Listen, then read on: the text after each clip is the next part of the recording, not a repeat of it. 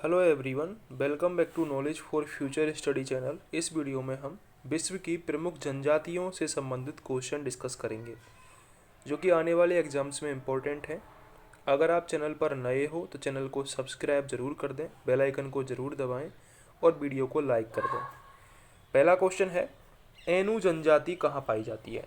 पहला ही question important है, exam में बार बार रिपीट होता है ये क्वेश्चन।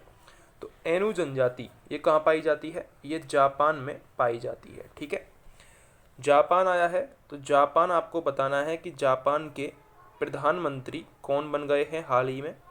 ठीक है, पहले शिंजो आबे थे लेकिन अब नए प्रधानमंत्री हैं जापान में, वो कौन बन गए हैं ये आपको कमेंट सेक्शन में बताना है। जापान की राजधानी क्या है और जापान की मुद्रा क्या है ये भी आपको बताना है। ठीक है, जापान क्वाड देशों का समूह है, क्वाड। ये आपको बताना है कि क्वाड समूह में कौन कौन से देश शामिल हैं, ये भी आपको कमेंट सेक्शन में बताना है। ठीक है, अगला है, माओरी जनजाति का निवास क्षेत्र कहाँ पाया जाता है। तो माओरी जनजाति पाई जाती है न्यूजीलैंड में। माओरी जनजाति न्यूजीलैंड में पाई जाती है।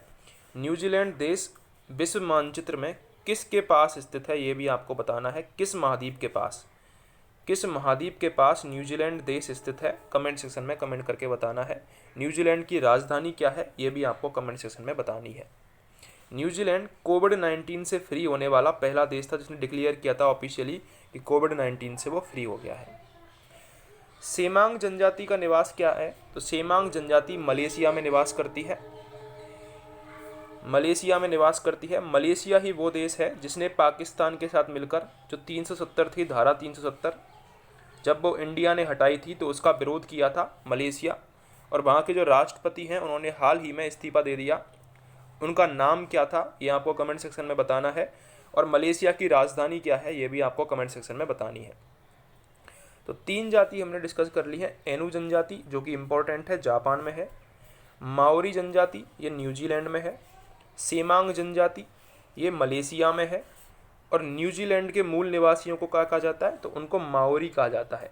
न्यूजीलैंड के जो मूल निवासी हैं उनको माओरी कहा जाता है। अगला क्वेश्चन है, अफरीदीस जनजाति का निवास क्षेत्र कहाँ पर है। तो अफरीदीस जनजाति का निवास क्षेत्र है पाकिस्तान। ठीक है, अब पाकिस्तान के प्रधानमंत्री तो आपको पता होगा इमरान खान है। पाकिस्तान के राष्ट्रपति का नाम आपको कमेंट सेक्शन में बताना है कि पाकिस्तान के राष्ट्रपति कौन है, कमेंट सेक्शन में आपको बताना है। पाकिस्तान की राजधानी कमेंट सेक्शन में बतानी है आपको। अगर आपको वीडियो हेल्पफुल लगे तो चैनल को सब्सक्राइब और वीडियो को लाइक ज़रूर कर दें। एस्किमो लोगों का ग्रीष्मकालीन निवास गृह क्या कहलाता है। तो करेक्ट आंसर है इसका ट्यूपिक। जो एस्किमो निवासी हैं ये कनाडा के निवासी हैं।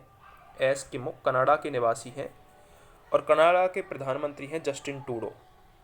तो एस्किमो लोगों का जो ग्रीष्मकालीन निवास गृह है वो है ट्यूपिक।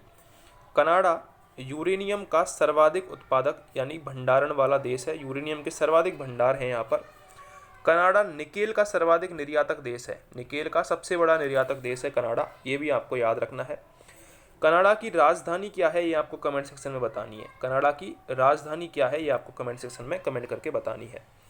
तो एस्किमो जाति कहाँ पर निवास करती है, कनाडा में निवास करती है।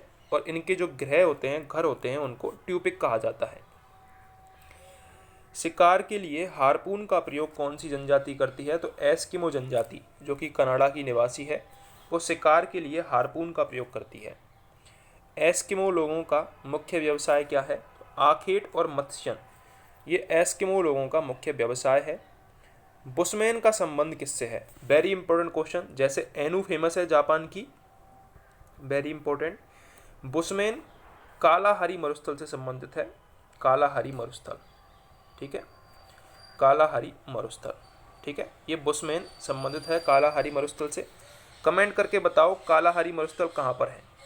ठीक है, कालाहारी मरुस्थल कहाँ पर है, कमेंट करके बताओ। किस जनजाति के लोग सर्वभक्षी की श्रेणी में आते हैं। तो बुशमैन जनजाति के लोग सर्वभक्षी की श्रेणी में आते हैं। खिरगीज ये एक घुमक्कड़ जाति है जो कि मध्य एशिया में पाई जाती है। खिरगीज। किस जनजाति का संबंध भूमध्य रेखीय प्रदेश से नहीं है। तो खिरगीज का संबंध भूमध्य रेखीय प्रदेश से नहीं है, ये मध्य एशिया से संबंधित है।